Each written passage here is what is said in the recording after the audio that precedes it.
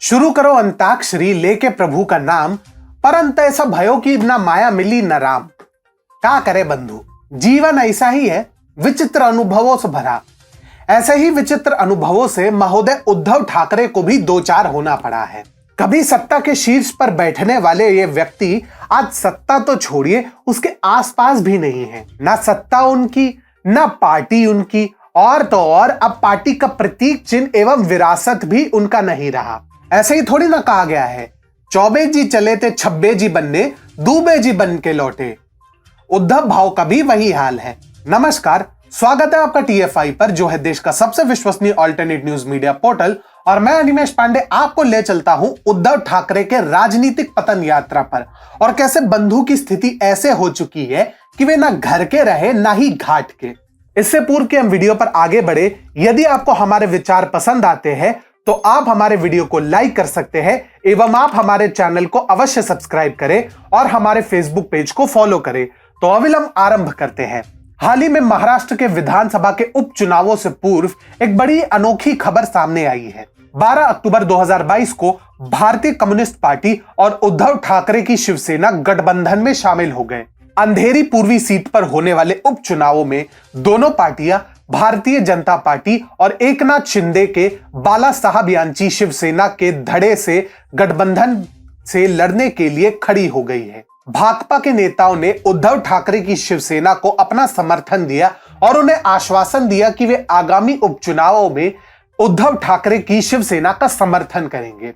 भारतीय communist party के प्रतिनिधि मंडल ने शिवसेना ठाकरे गुट के उद्धव ठाकरे से मुलाकात की और उन्हें अंधेरी उपचुनाव में शिवसेना उम्मीदवार को पूर्ण समर्थन देने का आश्वासन दिया। प्रतिनिधि मंडल ने ठाकरे को यह भी आश्वासन दिया कि भाजपा के खिलाफ लड़ाई में हम आपके साथ हैं। CPM के सचिव कॉमरेड मिलिंद रानाडे, वरिष्ठ नेता कॉमरेड प्रकाश रेड्डी, प्रकाश नार्वेकर, बाबा सावंत, ट्रेड यूनियन नेता विजय दलवी और बबली रावत ने 12 अक्टूबर को दोपहर 2:30 बजे उद्धव ठाकरे से उनके आवास मातोश्री में मुलाकात की। शिवसेना नेता अनिल परब, रविंद्र वायकर, इस अवसर पर अरविंद सावंत, सुनील प्रभु, रमेश कोरगांवकर सहित उपस्थित थे।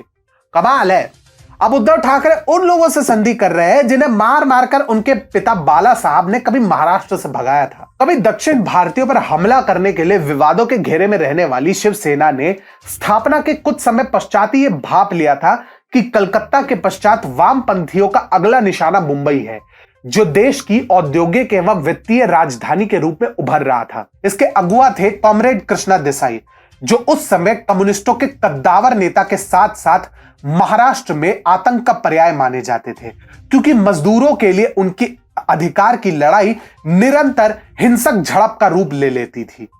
इस लड़ाई के कारण ही 1970 में मुंबई में कम्युनिस्ट नेता कृष्णा देसाई की हत्या की गई थी। मिल श्रमिकों को अपनी ओर खींचने के लिए दोनों यूनियनों में काफी भयंकर प्रतिस्पर्धा होती थी। बाला साहब ठाकरे तो कम्युनिस्ट पार्टी के कार्यकर्ताओं को लाल बंदर तक कहते थे। परंतु राजनीति भी अलग मोड़ ले लेती है। उद्धव ठाकरे ने भी अपनी वैचारिक स्थिति को काफी बदल दिया, क्योंकि उन्होंने स्पष्ट रूप से हिंदुत्व काफी पहले ही त्याग दिया था। कांग्रेस और राष्ट्रवादी कांग्रेस पार्टी से हाथ मिलाने के बाद शिवसेना अब भाजपा का विरोध करने के लिए प्रतिद्वंदी भाकपा से भी गठजोड़ कर रही है। मुंबई के लालबाग और परेल इलाके में कम्युनिस्ट पार्टी का गढ़ हुआ करता था। शिवसेना ने जब इस बल को रोकने का प्रयास किया तो इससे कम्युनिस्टों के बीच में काफी रक्तपात हुआ। 5 जून 1970 को इसी कारण से कृष्णा देसाई की हत्या की गई, जिससे महाराष्ट्र में कोहराम मच गया था। शिवसेना पर उनकी हत्या का संदेह था और देसाई की हत्या के पश्चात परेल उपचुनाव में उनकी पत्नी सरोजिनी कृष्णा देसाई और शिवसेना के वामन राव महादिक के बीच सीधा मुकाबला हुआ। इस चुनाव में वामन राव महादिक ने 1689 मतों से जीत हासिल की थी। अब अंधेरी विधानसभा उपचुनाव में ये दोनों पार्टियां, जो कभी एक दूसरे के खिलाफ लड़ी थी, बीजेपी के विरुद्ध लड़ने के लिए साथ आ रही हैं। इन्हीं तिकड़मों के बल पर उद्धव ठाकरे ने भाजपा से विश्वासघात कर सत्ता हथियाई और कई वर्षों तक महाराष्ट्र के निवासियों का खून चूसा। नैतिकता और आत्मसम्मान जाए तेल लेने, सत्ता सर्वोपरि जो थी। परंतु समय सबका बदलता है, इनका भी बदला। और आज स्थिति यह है कि ना तो उद्धव ठाकरे के पास सत्ता है, ना गठबंधन, ना शौर्य, ना सम्मान, और तो और विरासत भी नहीं है। संक्षेप में उद्धव ठाकरे एंड इस बिरादरी बी लाइक, साला ये दुख का खत्म नहीं होता बे। बंधु ये तो कुछ भी नहीं है। शिवसेना के टूट जाने के बाद से ही चुनाव आयोग ने इनका मूल चुनाव चिन्ह फ्रीज कर दिया था। उसके पश्चात महाराष्ट्र के मुख्यमंत्री एकनाथ शिंदे और उद्धव ठाकरे के बीच चुनाव चिन्ह को लेकर एक जंग चल पड़ी थी, लेकिन अब दोनों गुटों के बीच जारी पहचान चिन्ह की जंग पर विराम लग चुका है, क्योंकि दोनों ही गुटों को नया प्रतीक चिन्ह आवंटित हो गया है। महाराष्ट्र के मुख्यमंत्री एकनाथ शिंदे को ढाल और 2 तलवार का चिन्ह मिला है और बाला साहब चे बांचीत शिवसेना यानी बाला साहब की शिवसेना का नाम दिया गया है। वहीं दूसरी ओर उद्धव ठाकरे के खाते में मशाल का चिन्ह आया है और उनकी पार्टी का नाम शिवसेना उद्धव बाला साहब ठाकरे आवंटित हुआ है। महाराष्ट्र के मुख्यमंत्री एकनाथ शिंदे ने चुनाव आयोग के इस निर्णय का सहृदय स्वागत किया है और इस चुनाव चिन्ह को छत्रपति शिवाजी महाराज और शिवसेना के पुरानी नीति से जोड़ते हुए स्वागत किया है। एकनाथ शिंदे के अनुसार चुनाव चिन्ह के लिए उनका प्रथम विकल्प सूर्य था, परंतु इस चुनाव चिन्ह के मिलने से वे काफी अधिक खुश हैं। उन्होंने कहा, बाला साहब चांची शिवसेना आम लोगों की शिवसेना ही है। हम निर्वाचन आयोग के इस निर्णय से काफी प्रसन्न हैं। हमारा प्रथम विकल्प सूर्य था, परंतु चुनाव आयोग ने तलवार और ढाल को मंजूरी दी। ये चुनाव चिन्ह पुरानी शिवसेना का चुनाव चिन्ह था। ये छत्रपति शिवाजी और उनके सैनिकों का भी प्रतीक है। अब एकनाथ शिंदे गलत भी नहीं कह रहे। वर्ष 1968 में जब शिवसेना को राजनीति में आए 2 वर्ष हो चुके थे, तब पार्टी ने ढाल और तलवार के चिन्ह पर अपना चुनाव लड़ा था। इसका पूरा श्रेय पार्टी संस्थापक दिवंगत बाला साहब ठाकरे के पिता और समाज सुधारक प्रबोधनकर केशव सीताराम ठाकरे के पक्ष में जाता है। 1980 के समय में पार्टी का चुनाव चिन्ह रेल इंजन था, जो बहुत अधिक चर्चाओं में आया था।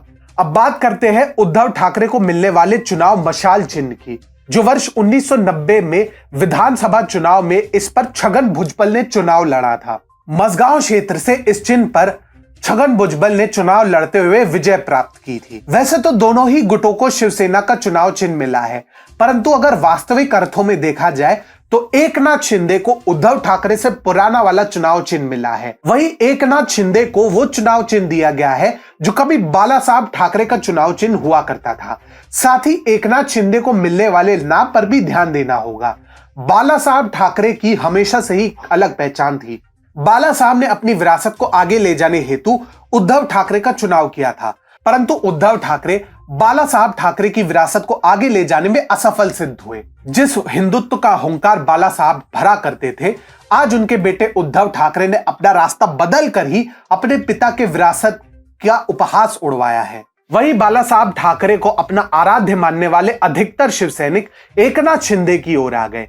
वास्तविक अर्थ में देखा जाए तो बाला साहब ठाकरे की शिवसेना अब एकनाथ शिंदे के पाले में जा चुकी है, और रही उद्धव ठाकरे की बात तो वे बस नाम के लिए बाला साहब की विरासत संभाल रहे हैं, क्योंकि अभी पालघर के साधुओं को न्याय मिलना अभी बाकी है और जांच तो सीबीआई के हाथ में है ही। सच पूछे तो उद्धव ठाकरे का हाल कुछ बॉर्डर के इस सीन की तरह हो गया है। गाय ने बछड़ा दिया था, पैदा होते ही बेचारा मर गया, बाकी सब ठीक है। 4 दिन हो गए मुन्नी का बुखार नहीं उतर रहा। बबलू टांगे से गिर पड़ा, उसकी हाथ की हड्डी टूट गई, बाकी सब ठीक।